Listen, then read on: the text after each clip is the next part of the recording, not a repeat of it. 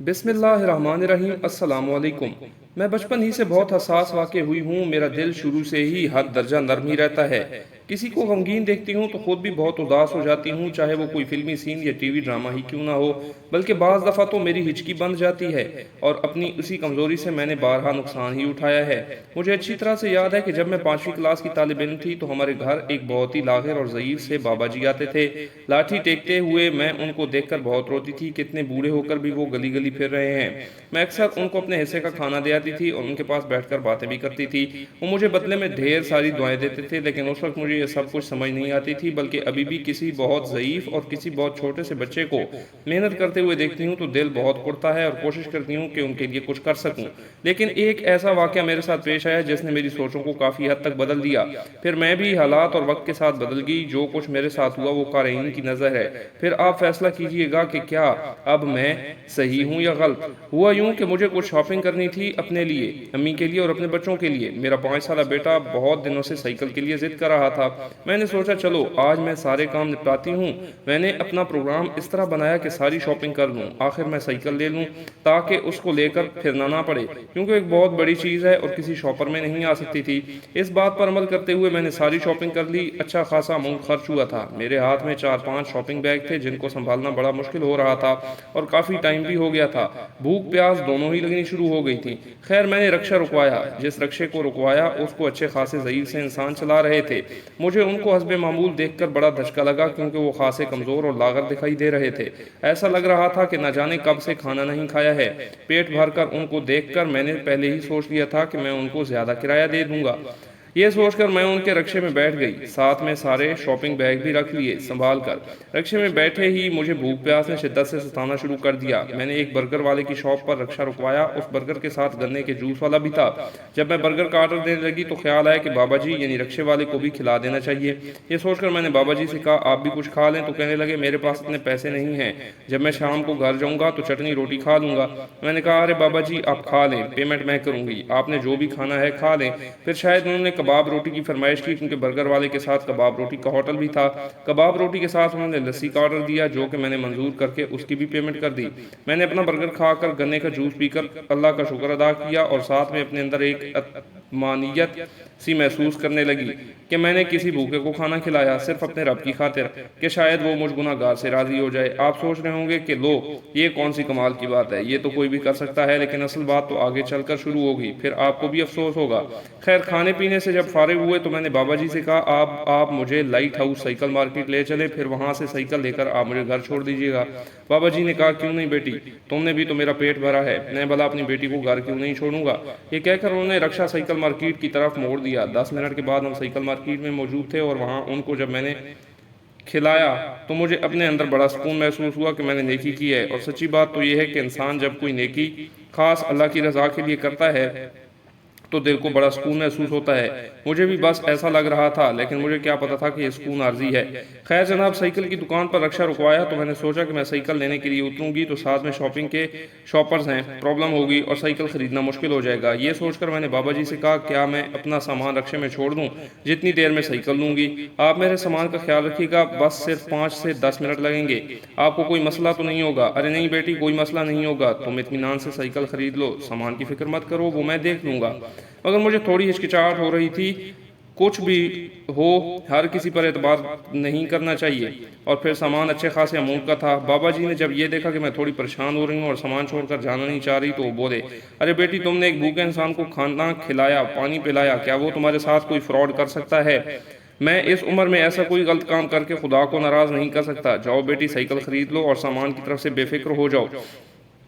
बाबा जी के इस तरह कहने पर मैंने सोचा कि शायद वो सही कह रहे हैं और यही मेरी सबसे बड़ी भूल थी या मेरी सादगी थी कि मैंने उन पर भरोसा कर लिया। सिवाय पर्स के मैंने बाकी सारा सामान रक्शे में छोड़ा और साइकिल लेने अंदर शॉप पर चली गई। अलबत्ता ज़हन नशीन कर लिया कि रक्षा कहाँ पर खड़ा है ताकि वापसी में कोई मसला ना हो। खैर मैंने 10 मिनट के अंदर अंदर साइकिल खरीदी और बहुत खुश थी कि अपने प्यारे से बेटे की ख्वाहिश पूरी कर दी। ज़्यादा बड़ी साइकिल नहीं थी, खुद ही हाथ में पकड़कर दुकान से बाहर आई और थोड़ा सा चलकर जब नजरें दौड़ाई तो रक्षा नजर ना आया। मैंने सोचा कि शायद मैं जगह भूल गई हूँ। फिर मैंने चारों जानिब नजरों को दौड़ाया, लेकिन मुझे मेरा मतलूबा रक्षा नजर ना आया। मैं थोड़ा और आगे की तरफ बढ़ी और रक्षे को ढूंढना शुरू किया। रक्षे तो वहाँ बहुत सारे थे, लेकिन मेरे वाला रक्षा तो नजर ही नहीं आ रहा था। मैंने दोबारा उस इलाकों को अच्छी तरह से देखा, लेकिन لیکن وہ موصوف وہاں سے غائب ہو چکے تھے۔ 5-6 دفعہ میں نے ڈھونڈا، آس پاس کے لوگوں سے پوچھا، دکان والوں سے بھی رابطہ کیا، لیکن وہ بابا جی رکشے سمیت غائب ہو چکے تھے، اور پھر ہر کوئی وہاں پر اتنا مصروف تھا کہ کسی نے کوئی خاص توجہ ہی نہ دی۔ میرا دل اس وقت ایسا دھڑک رہا تھا جیسے کہ باہر ہی نکل آئے گا۔ مجھے یقین ہی نہیں آ رہا تھا کہ ایسا بھی ہو سکتا ہے۔ کیا اتنی جلدی کسی کی نیت خراب ہو سکتی ہے؟ کیا کوئی بھی ارادے اتنے ڈرامائی انداز میں بدل سکتا ہے؟ وہ بھی ایک بوڑھا اور کمزور سا لاغر شخص۔ کیا دھوکہ دیا! اس شخص نے میری آنکھیں آنسوؤں سے بھر گئیں۔ ایک ہاتھ میں میرا پرس اور دوسرے میں سائیکل پکڑے میں اس وقت حیرت زدہ کھڑی ہوئی تھی۔ میں پھر بھی وہاں پر تقریباً 1 گھنٹے تک رہی اور بار بار ادھر ادھر دوڑتی رہی کہ شاید وہ کہیں سے نمودار ہو جائے۔ یہ دیکھ کر کچھ لوگ میری طرف آئے اور کہا، محترمہ غلطی آپ کی ہے، آپ نے اپنا سامان اس طرح سے کیوں چھوڑا، کیوں اتنا اعتبار کیا؟ کیا آپ کو پتہ نہیں ہے یہ دنیا دھوکے بازوں سے بھری پڑی ہے؟ مال و دولت دیکھ کر تو اپنے بھی آنکھیں پھیر لیتے ہیں۔ وہ تو پھر ایک غیر شخص تھا۔ مجھے اس وقت ایسا لگ رہا تھا کہ میں جنگل بیاباں میں کھڑی ہوں اور میری چاروں طرف اعتبار و اعتماد کی کرچپڑیاں بکھری پڑی ہوں۔ مجھے اپنے سامان کا اتنا افسوس نہیں ہو رہا تھا جتنا افسوس اس بات کا ہو رہا تھا کہ میں نے کتنے خلوص سے ان کا خیال رکھا اور انہوں نے اس کا سامان بھی نہ رکھا۔ خدا نہ خواستہ میں نے ان پر کوئی احسان نہیں کیا تھا کھانا کھلا کر، یہ تو خدا کی طرف سے وسیلہ بنتا ہے، لیکن بندے کو اتنا احساس تو ہونا چاہیے کہ ابھی جو شخص میرے ساتھ اتنا مخلص ہے کم از کم اس کا تھوڑا خیال تو رکھ لیں۔ لیکن شاید انہوں نے میرے خلوص کا مذاق اڑایا تھا۔ یقین کریں میں نے بھرپور خلوص و چاہت کے ساتھ ان کی ضعیفی کا خیال کیا تھا، اور انہوں نے کس طرح سے مجھے جل دے کر بے اعتباری کی دیوار کھڑی کر دی تھی۔ میرا سامان ایک چھناکے کے ساتھ زمین بوس ہو گیا، میرے قدم ایک دم سے بہت بھاری ہو گئے، دل ڈوب سا گیا۔ ڈھیلے ہاتھ پیروں کے ساتھ دوسرا رکشہ رکوایا اور بہت ہی روحاں سے انداز کے ساتھ رکشے میں سوار ہو گئی۔ چہرہ بالکل زرد ہو گیا، سوچ سوچ کر دماغ شلسا ہو گیا۔ جب رکشے والے نے بار بار پوچھا کہاں جانا ہے تو میں نے غائب دماغی کے ساتھ اپنے علاقے کا پتہ بتایا اور رکشے سے ٹیک لگا کر بیٹھ گئی۔ بار بار آنکھوں سے آنسو گرتے رہے، سارے راستے آنسوؤں کو خشک کرتی رہی جو کہ رک ہی نہیں رہے تھے۔ اپنے ہاتھوں کو دیکھا جن میں کچھ دیر پہلے کتنا سارا سامان تھا، اب ہاتھ تقریباً خالی سے تھے۔ کتنے ارمان سے میں نے اپنے بچوں کی شاپنگ کی تھی، کیونکہ میں بازار بہت کم جاتی ہوں اور جب جاتی تو کافی شاپنگ کر لیتی ہوں۔ میرا بازار جانا بہت کم ہوتا ہے، لیکن اب تو لگ رہا تھا شاید اب کبھی نہ جا سکوں، کیونکہ میرے ساتھ یہ پہلی بار ہوا تھا، اس لیے صبر ذرا مشکل ہی سے آ رہا تھا۔ لگ رہا تھا کہ رکشے میں پل لگ جائیں اور ایک لمحے میں گھر آ جائے، لیکن جانے کیوں راستہ لمبا ہی ہوتا جا رہا تھا۔ مجھے ایسا لگ رہا تھا، بڑے ڈوبتے دل کے ساتھ گھر میں داخل ہوئی، سب سے نظریں ملاتے ہوئے عجیب سا لگ رہا تھا۔ اپنے لٹنے کا غم، اپنے خلوص کو بے مول ہوتے دیکھ کر دل کو صبر ہی نہیں آ رہا تھا۔ سامنے ہی میرے بچے اور امی کھڑی ہوئی تھیں۔ میرا اترا ہوا چہرہ دیکھ کر میری امی گھبرا گئیں اور پوچھا، ارے کیا ہوا ہے، چہرے پر 12 کیوں بج رہے ہیں؟ ہائے میری بچی، کچھ تو بتا کہ کیا ہوا، اور تم صرف سائیکل لائی ہو، تم تو کافی سامان کی لسٹ لے کر گئی تھی۔